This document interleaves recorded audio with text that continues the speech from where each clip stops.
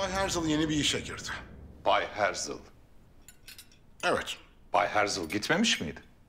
Hayır. Nasıl bir işe girmiş? Emlak ve imar işi. Bir de zeytin ticareti. Zeytin ticareti mi? Evet. Zeytin. Evet. Bay Herzl son yediği darbeden sonra hedefini bayağı küçültmüş. Zeytin. Herzl Filistin'den toprak alıyor Mahmut Paşam. Öyle mi? Ah. Bay Konrad, bence siz bu Siyonist Herzl'a güvenmeyiniz. Çünkü bu Siyonist Herzl o arazilerin üstüne yatmaya çalışacaktır. Siz o arazileri benim üstüme yapınız. Ya da en azından benim işaret ettiğim birinin üstüne. Ha, Sebahattin de geldi.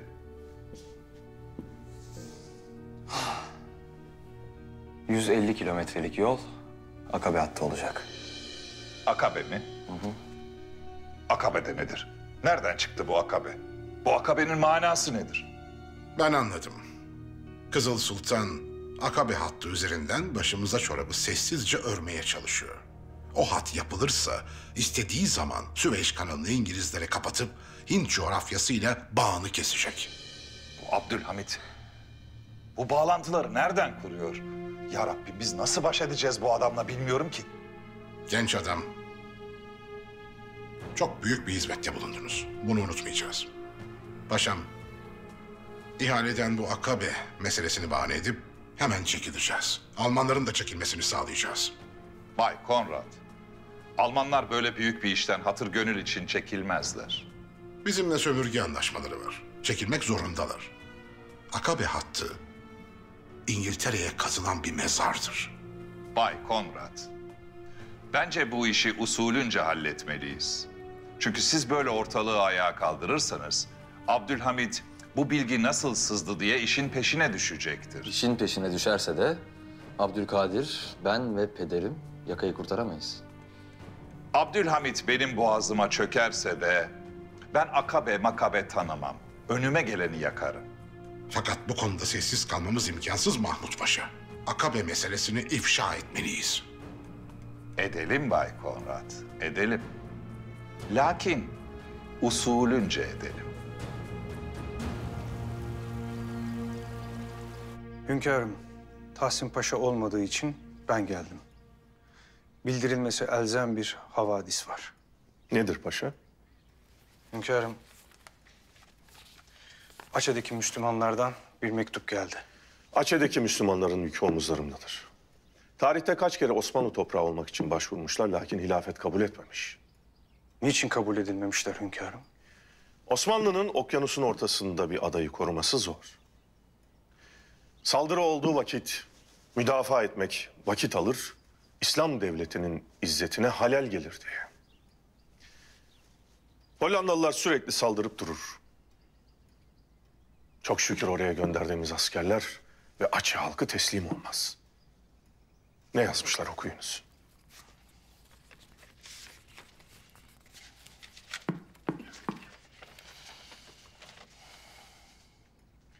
Şevketli, kudretli İslam halifesi Sultan Abdülhamit Han Hazretleri.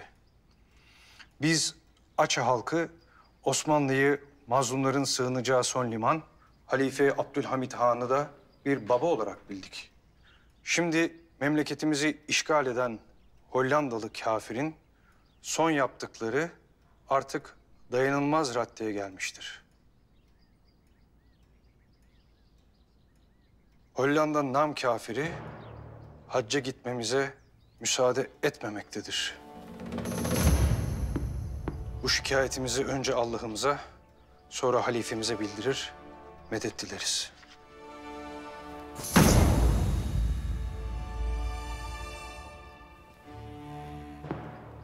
Biz bu makama nasıl layık olacağız paşa? Siz zaten layıksınız hünkârım. Bir hadis. Sizi yüzünüze karşı övenlere toprak atın der. Biz bu makamın hakkını zerre miskal verebilmek için gece gündüz çalışırız da yine de hakkını veremeyiz. Bahçeli Müslümanlar bu haldeyken, dinimize böyle saldırılırken, keşke bir tepenin üstünde yanaydım da kül olaydım. Kül olaydım da rüzgar beni savuraydı. İşte hacca bu sebeple gidilir. Onlar da bilir ki hacda Müslümanlar bir araya gelir. Bağlarını kuvvetlendirirler. Birbirlerinden haberdar olurlar, birlik olurlar. İşte Hollandalılar bu sebeple Açililerin hacca gitmesini istemezler.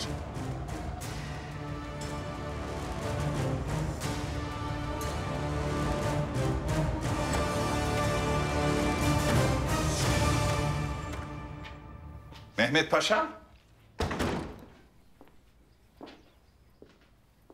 Hayırdır, ne yapıyorsunuz burada? Gördüğünüz gibi çalışıyorum. Kolay gelsin. Kolay gelsin. Ben de pek bir yorgunum. Yoruldum haliyle.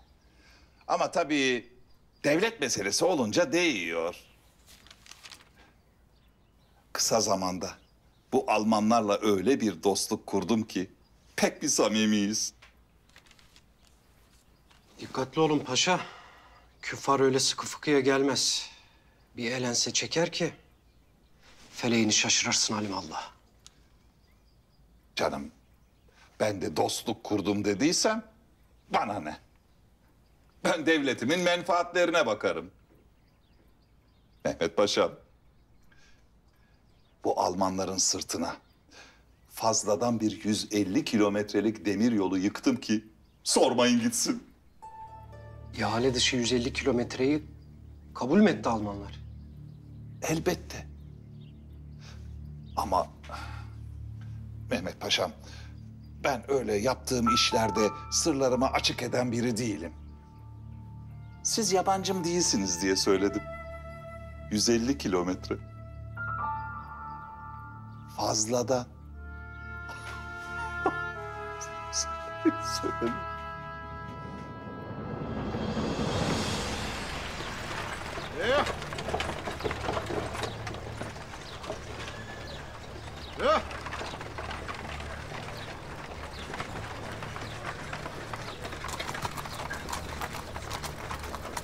Demek ki tekkeye gitmiyorlar.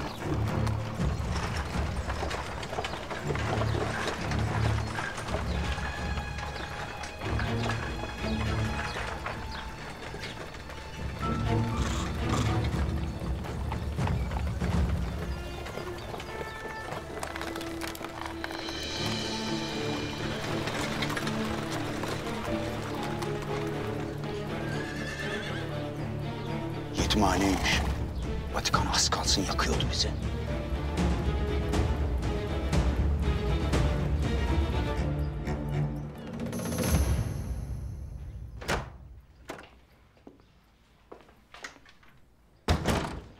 Hoş geldiniz. Hoş bulduk. Buyurun. Evet. Nasıl gidiyor? Her şey tamam. Sizin teklifleriniz, çizilen hat, her şey tamam lakin... Siz bu işi almak istiyor musunuz? Tabii istiyoruz. Yıllardır bu işin peşindeki bir şirketi temsil ediyorum ben. O halde dinleyin. Almanlar ihale dışı 150 kilometrelik hattı kabul etmişler. Bu durumda hiçbir şansımız yok. Yani işi kaybettik. Lütfen. Hemen pes etmeyin. Ben bu ihaleyi kaybedersem Mahmut Paşa'ya karşı kaybetmiş olacağım. Siz de Almanlara. Evet. Pekala. Neler yapabileceğimize bir bakalım. Bakın. Bu hattı ancak bir şekilde kabul edebiliriz. Düz bir arazi olması lazım. Ayrıca köprü ve tünel için masraf olmamalı. Mesela şu mıntıka. Akabe. Evet. Hem düz bir arazi hem de Osmanlı'nın işine yarayacak bir bölge. Bunu kabul edebiliriz. Tamamdır bu iş. Siz teklifimizi hünkârımıza takdim edersiniz. Tabii. Müsaadenizle ben de hünkârımıza sizi ikna ettiğimi bildireyim. Dostumuz olan bir paşanın sultanın gözünde itibar kazanmasını isteriz tabii.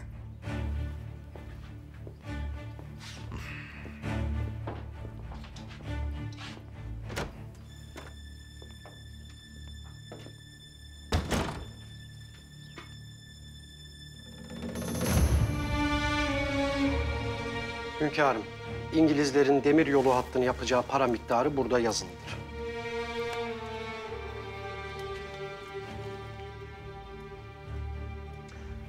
Almanlar tekliflerini sunsun, ona göre karar vereceğiz. Hünkârım, bir de Bağdat'a kadar uzanacak olan hattın belirli mevkilerine İngilizler bazı oteller yapmak isterler. Bunların işletmesi kendilerinde olursa tüccarların uzun yolculuklardan sonra konaklaması için iyi olur kanısındayız. Âlâ. Âlâ. Son olarak hünkârım müsaadenizle Lord Conrad'a huzurunuzda kabul ettirelim, her şey bitsin. Lord Conrad, ihalemiz haricinde bir de Mağan'dan Akabe'ye bir hat yapalım diyoruz.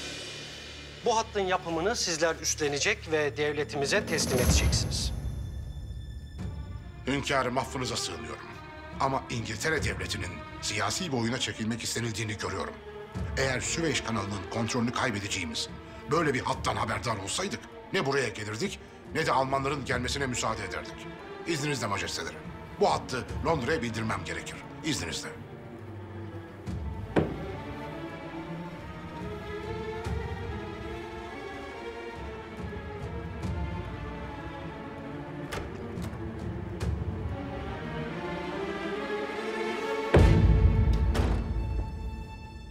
İngilizlerin kalbine saplayacağımız bu hançeri nasıl ifşa edersin?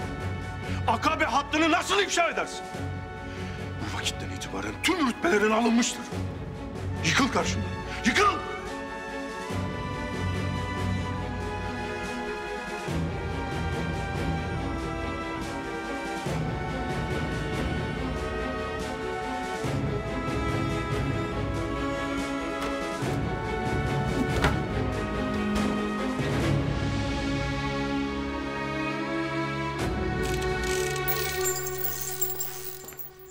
Bay Zaharov, bir ara hatırlatın. Elinizi öpeceğim. Hayatımı kurtardınız.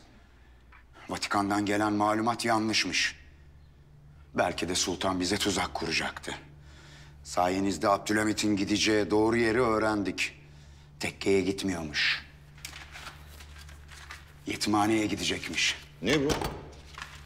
Yetimhanenin krokisi. Tek girişi var. Ön kapı. Bir de aşağıda mahzen.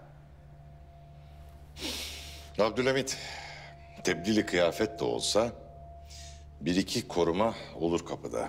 Güzel olan da bu işte. Korumalar kapıda olacak. Abdülhamit ise içeride yalnız. Bizim çocuklar kapıdaki korumalara ateş edecek. Abdülhamit de mahzene inecek. Evet. Ve mahzende katiliyle karşılaşacak. Bah! Hiram. Hiram Abdülhamit'i çok sevecek. Çünkü Hiram sadece ölü padişahları sever.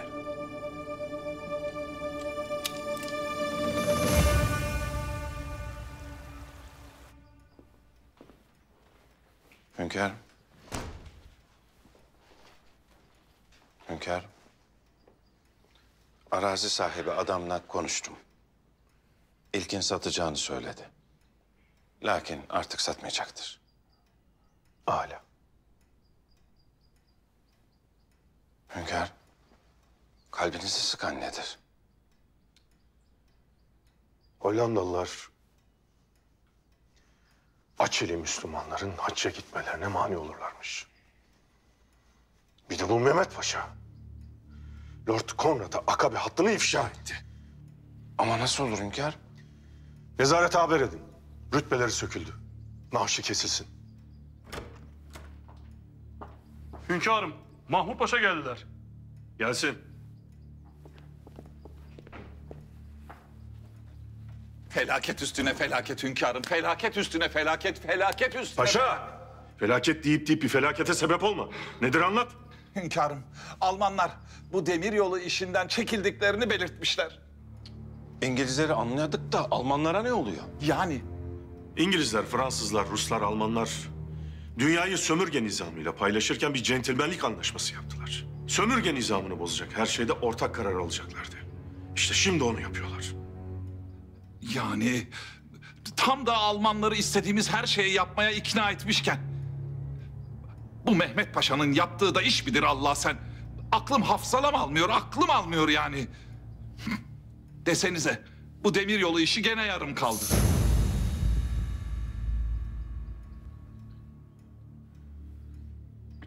Paşa, bu Aceh meselesiyle alakalı malumatları alınız. Emredersiniz hünkârım. Siz de meraklanmayın paşa. Yani işte. Bu meselenin bir hal çaresi bulunur. İnşallah. Allah ömürler versin, Allah ömürler versin, Allah ömürler versin.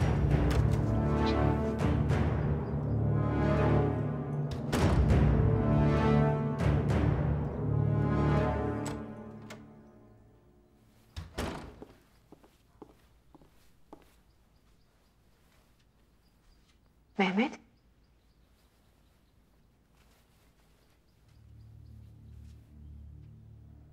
Ne oldu kardeşim?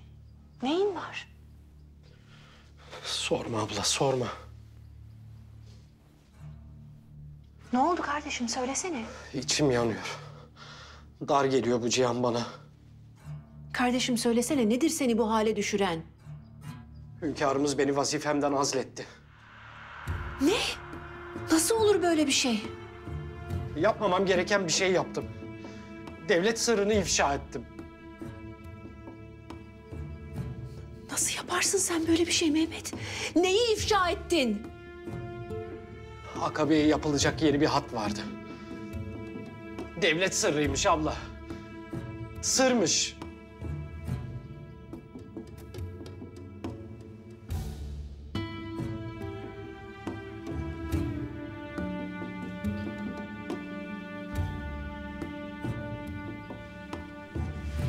Hünkârım, Hollandalılar Açeli Müslümanların sadece hacca gitmesine engel olmuyorlarmış.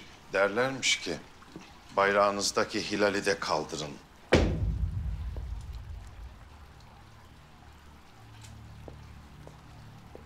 Osmanlı halifesi adına hutbe okunmasını da yasaklamışlar. Yine de Açeli Müslümanlar biz halifemize bağlılık yemini ettik. Hiçbir yasağı dinlemeyiz demişler.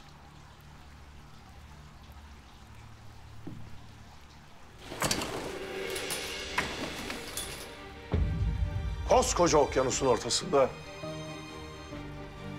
Allah'a ve peygambere iman etmiş, bize biat etmiş bir millet. Gücümüz yettiğince onların yanında olmalıyız. Lakin anlaşılan yetmiyor. Hünkârım, şimdilik en büyük meseleleri hacca gidememek. İşte mesele bu. Gidebilmek, vasıl olmak. Biz demir yolunu bu sebeple önemseriz paşa. İstanbul'dan Hicaz'a bir demir yolu.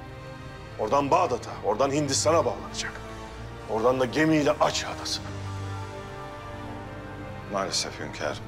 Şimdi haç yoluna çıkan Açeliler konusunda elimiz kolumuz bağlı. İçim acıyor hünkârım, içim acıyor. Hem İngilizler ve Almanlar demiryolu işinden çekileceklerini söylemişler.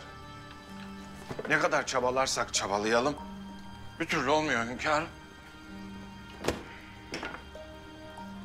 Paşa, paşa. Ümitsizliği kov.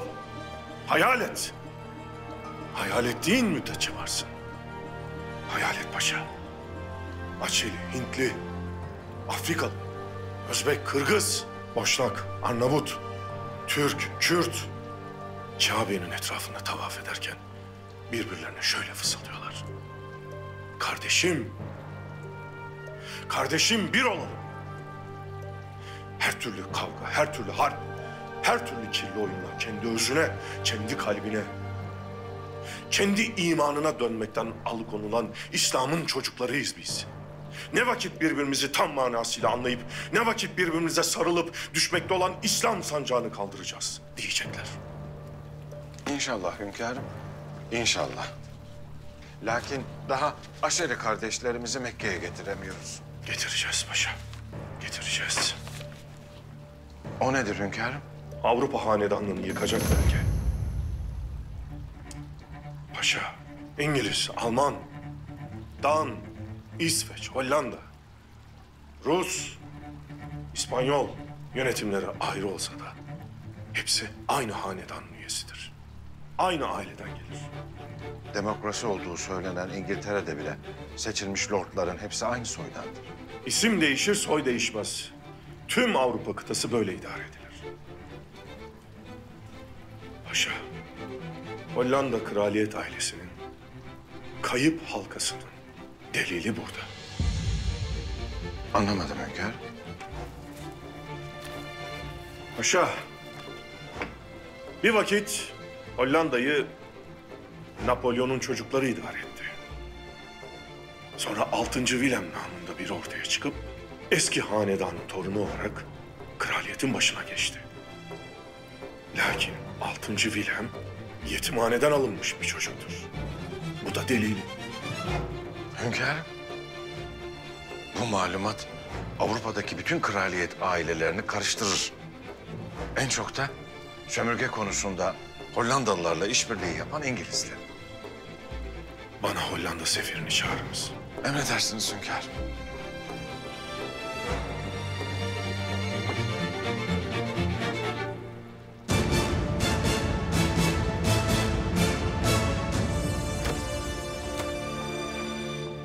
Hünkârımız dayını azletmiş. Neden? Ne olmuş? Dayın bir devlet sırrını ifşa etmiş. Siz ne diyorsunuz validem? Hangi sırrı ifşa etmiş? Akabe. Senin alıp Sabahattin'e götürdüğün sır. Ve bu sırrı benim saf kardeşim Mehmet'e söyletmişler. Bu oyun çok büyük Abdülkadir. Eğer o sırrı kendileri söyleselerdi, çıkardın hünkârın karşısına kendileri söylediler derdin. Ama bak şimdi elimiz bomboş, hiçbir şey yok. Şimdilik susuyorum validem. Lakin Mahmut Paşa'nın işini bitirmek için çok büyük bir cephe açtık. Ben artık onların sığınacakları güven limanıyım. Ummadıkları bir anda tufanlar olacağım.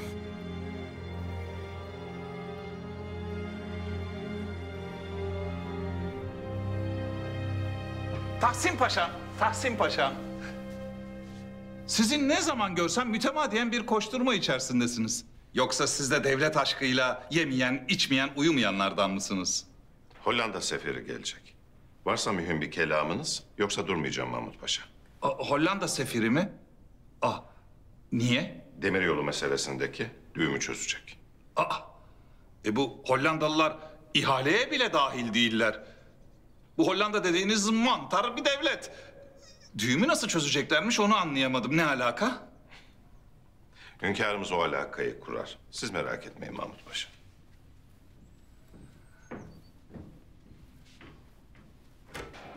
Sarayda herkes bir koşturmaca içinde. Ben ise böyle ayak altında dolaşan bebe gibi. Hiçbir şeyden haberim yok. Yaşlanıyor muyum nedir?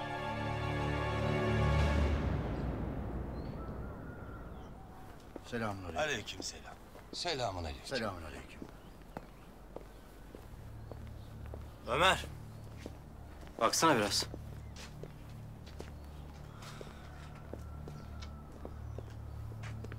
Hatırlar mısın?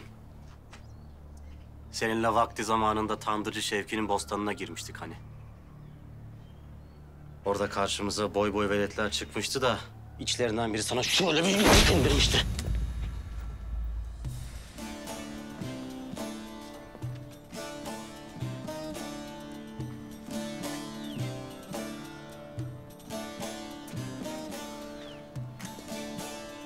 Başta tam çıkaramamıştım da şimdi tam hatırladım. Sen de bana yumruk atan yarmaya elinin tersiyle sağlam bir tokat indirmiştin.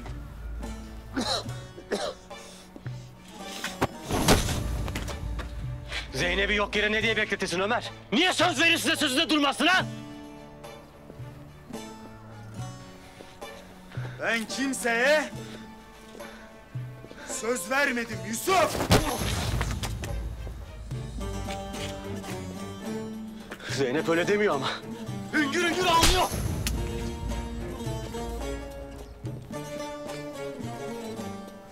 Belli ki yanlış anlamış Zeynep. Biz saray kızı uğruna bacımın umutlarını iç mi edeceksin ha? Bir saray kızı uğruna!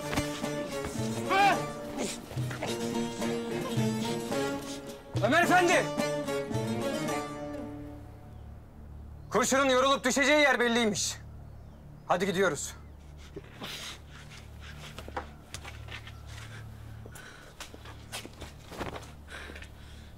Zeynep'i üzme sakın Ömer. Zeynep'i üzme.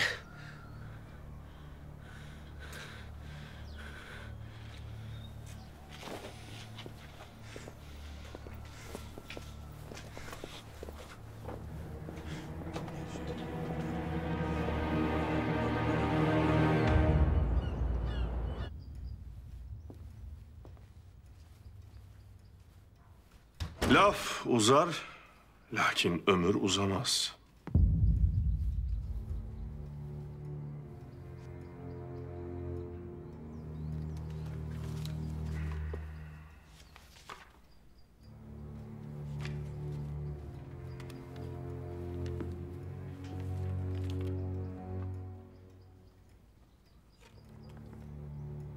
Ama bu benim de bağlı olduğum Hollanda kraliyet ailesi yetim bir çocuğun soyu mu yani?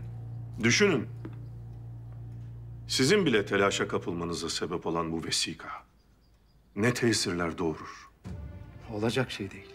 Olacak şey değil. Olmuş işte. Napolyon Hollanda'dan ayrılırken size sahte bir kraliyet ailesi hediye etmiş. Hünkârım. Şimdi sömürge işinde ortak hareket ettiğiniz İngilizlere baskı kuracaksınız. Bizim onlarla ufak bir anlaşmazlığımız var. Demiryolu meselesinde 150 kilometrelik bir hat için Osmanlı Devleti'ni üzmemeleri gerektiğini söyleyeceksiniz.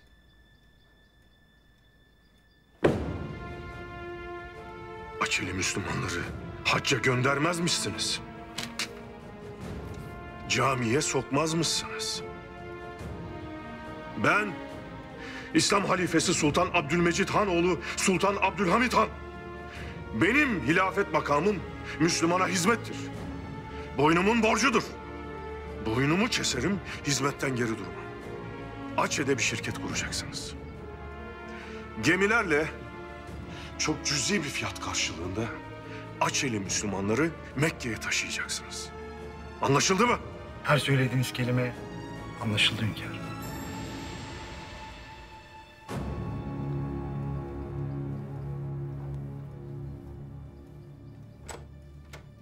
Elhamdülillah. Erzaklar yetimhaneye gönderildi mi? Gönderildi hünkârım. Tekkede de Hürrem için tedbirler alındı. Âlâ. Âlâ.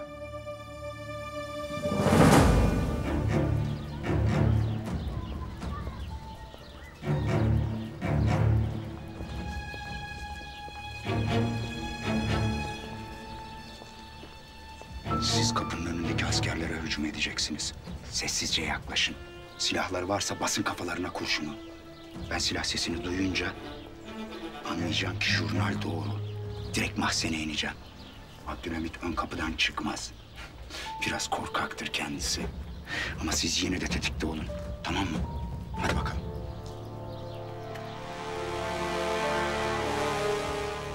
Hollanda'nın demiryolu ihalesiyle ne alakası var? Zihninizi zorlayın paşam. Zihnimi zirveye kadar da zorluyorum, yerin dibine kadar da zorluyorum. Bir alaka kuramıyorum. Abdülhamit, Hollanda sefirini neden çağırdı saraya? Bunu öğrenmelisiniz mutlaka.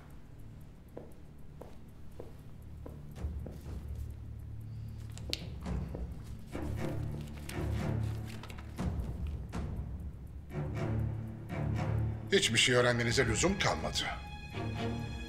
İngiltere demiryolu ihalesini Akabe hattıyla birlikte kabul etmemizi istiyor. İngiltere demiryolu ihalesini durdurma çabasından vazgeçtiyse Almanya'da yeniden ihaleye ortak olacaktır. Evet. Almanya'da sahada. Bu Abdülhamit ne yaptı şimdi? Hiçbir şey anlamadım. Muhtemelen bir açıklarını yakaladı. Hollanda ve İngiltere'yi kafa kafaya vurdu.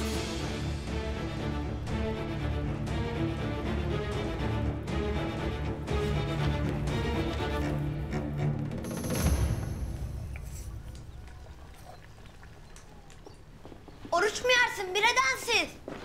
Haşa vallahi kokusuna baktım. Gördük yedin. Kızancıklar bu akşam mühim misafirimiz var. O yüzden kokusuna baktım. Kimmiş o? Babamız gelecek babamız. Bize mi satışırsın Bolulu? Vallahi babamız gelecek, hünkârımız gelecek. Sizlerle iftar edecek. Abdülhamit bir şekilde İngiltere'yi ikna etmiş işte.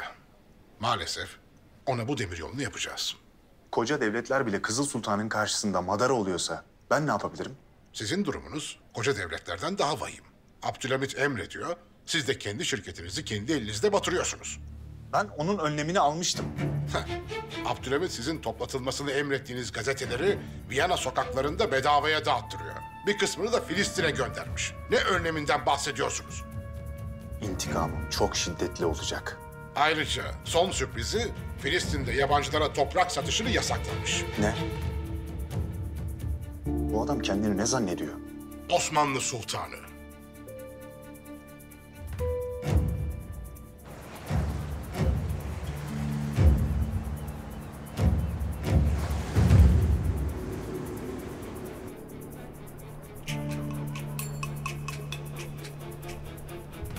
Silahları var. Jurnal doğru. Hadi. Euzubillahimineşşeytanirracim. Bismillahirrahmanirrahim. Elhamdülillahillezî ed'amena ve sekâna ve cealena minel müslimin. Nimeti celilullah, bereketi halilullah, şefaat ya Resulallah. Allahümme zid ve la tenqud bi hürmeti seyyidül mürselin velhamdülillahi rabbil alemin. El Fatiha.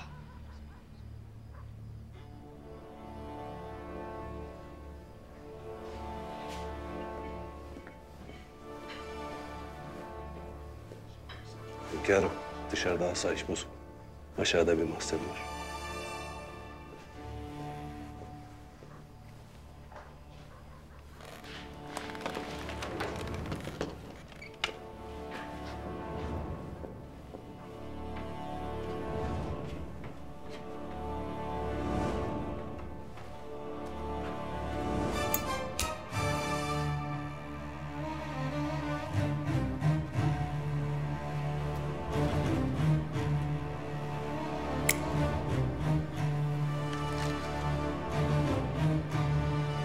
Bu sefer işim bitti Kızıl Sultan.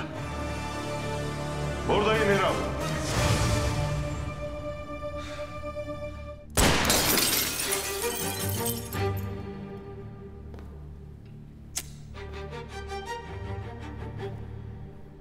Sen oyun kurarsın, biz bozarız Kızıl Sultan.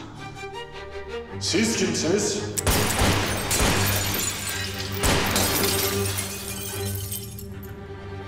Biz senin sonunu getirecek olanız.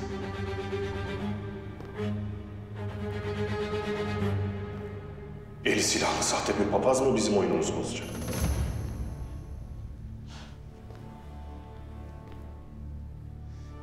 Biz düşmanın görünen yüzüyüz. Yalancı, hilekar bir papaz. Ama senin asıl düşmanın İngiltere, Rusya, Fransa, İtalya. Düşmanını ne kadar büyük görürsen ittifakını da o kadar büyütürsün. Papaz efendi. Onlar o kadar büyük ki seni küçücük bir devletçikle harbe sokacaklar. Asırlar boyu Osmanlı'nın hüküm sürdüğü bir devletle. Bize karşı bu kadar büyük ittifak kuranlar neden küçük bir devleti karşımıza çıkarırlar? Şimdilik küçücük bir devlet. Ama hırsları olan bir devlet. Doğu Roma İmparatorluğunu tekrar diriltecek. Büyük Yunan'ı kuracak bir devlet. Ayasofya'da ezan yerine bu ses duyulacak.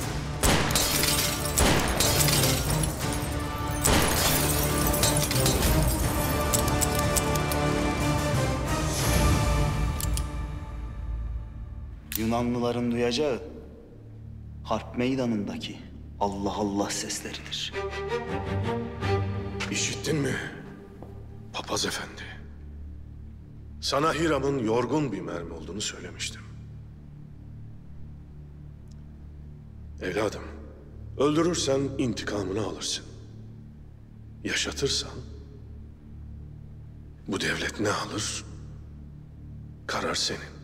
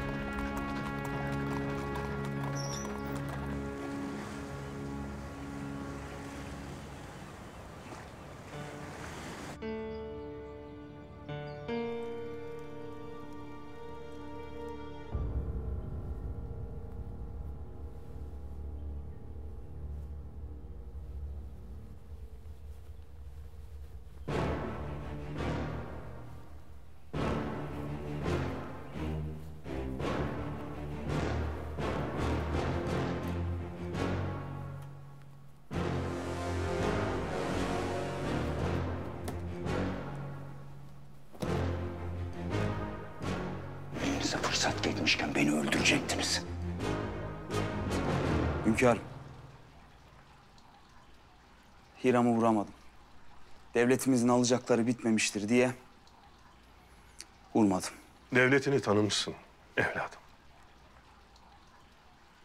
Devlet kimseye borçlu kalmaz. Kimseden alacaklı da olmaz.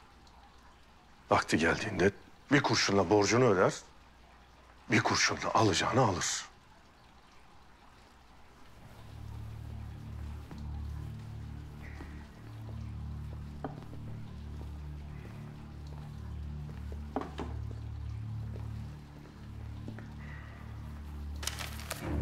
Bize harp ilan edecekler. Kim? Öğrenebildik mi hünkâr? Bu harbin azmettiricisi İngiliz'dir. Elinde silah tutan Vatikan'dır. Tetikse Yunan'dır. İşte Yunan'ın istediği harita. Balkanlar, Batı Anadolu, payitaht. Büyük Yunan Krallığı. Lakin bilmezler ki bizden istedikleri topraklar onların mezarını anca dolduracak. Hünkârım, Yunanlıların ne harp kabiliyeti vardır ne de karşımıza çıkacak güçleri. Yalnız değiller paşa. Yunan kralı George, Danimarka kralının oğludur. Danimarka krallığı İngiliz hanedanlığıyla akrabadır. Bütün Avrupa'yı aynı aile idare eder. Sonra dünyaya hürriyet satmak isterler. Hürriyet satar, yaşam haklarını alırlar. Garbın hilesi budur. Mesele cihan harbi çıkarmaktır. Tetikleyicisi Yunan olacaktır. Hedefleri Osmanlı'yı parça parça etmektir. Meydana çıktığımızda Yunan'ı boğacağımızı bilirler. Hünkârım, niçin Yunanları sürerler meydana? Evvela Yunan'ı sürecekler. Gücümüzü sınayacaklar. Sonra Rus ve İngiliz. Ardından Bulgar ve Sırplar. Lakin biz buna mani olacağız. Evladım, Hiram'ın Vatikan'la haberleştiği eve git. Yeni emirler gelmiştir, tetkik et. Emredersiniz hünkârım. Biz de gidip Hiram'a soralım bakalım. Neden bizi öldürmek ister?